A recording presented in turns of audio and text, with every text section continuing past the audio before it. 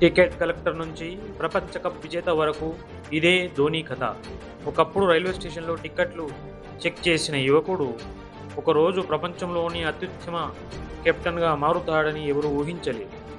చిన్న నగరం రాంచీ నుంచి వచ్చిన ధోని ఎన్నో తిరస్కారాలు, ఎన్నో కష్టాలు ఎదుర్కొన్నాడు. కానీ ఒక విషయం మాత్రం ఎప్పుడూ కోల్పోలేదు: తనపై ఉన్న నమ్మకం. 2007లో యువ జట్టుతో T20 ప్రపంచ కప్ గెలిపించాడు. 2011లో ప్రపంచ కప్ ఫైనల్లో చివరి సిక్స్ కొట్టి 140 కోట్ల భారతీయుల కలను నిజం చేశాడు. ఆ తర్వాత 2013లో ఛాంపియన్స్ ట్రోఫీని కూడా గెలిపించాడు. ధోని మనకు నేర్పిన గొప్ప పాఠం ఏమిటంటే, ఒత్తిడి ఎంత పెద్దదైనా మనసు ప్రశాంతంగా ఉంటే సరైన నిర్ణయం తీసుకోగలం. నాయకుడు అంటే ముందు నడిచేవాడు కాదు, అందరినీ గెలిపించేవాడు. అందుకే ధోని కేవలం ఒక క్రికెటర్ కాదు, ఒక లీడర్.